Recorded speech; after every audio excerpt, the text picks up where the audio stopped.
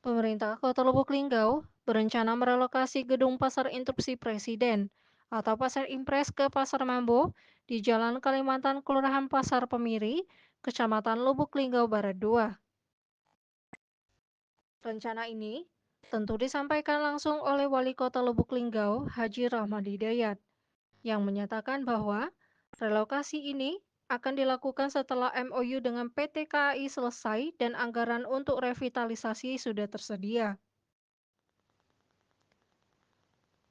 Kepala Dinas Perindustrian dan Perdagangan atau Disperindak Kota Lubuk Linggau, Mediolin Saptawindo, membenarkan rencana ini dan juga menyatakan bahwa pihaknya sudah mulai melakukan pendataan seluruh pedagang di Pasar Impres Kota Lubuk Linggau.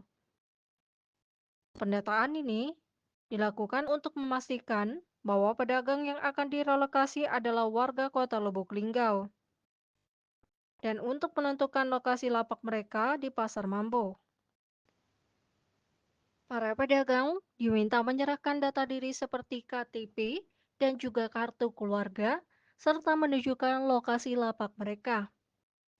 Pemerintah Kota Lubuk Linggau akan memprioritaskan warga Kota Lubuk Linggau dalam proses relokasi ini.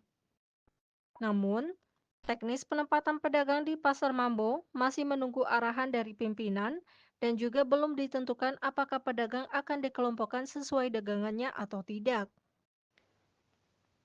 Mengenai pemberitaan relokasi pasar yang akan dilakukan oleh pemerintah Kota Lubuk Linggau, banyak para pedagang juga mengharapkan bahwasanya relokasi pasar ini bisa diberlakukan secara adil.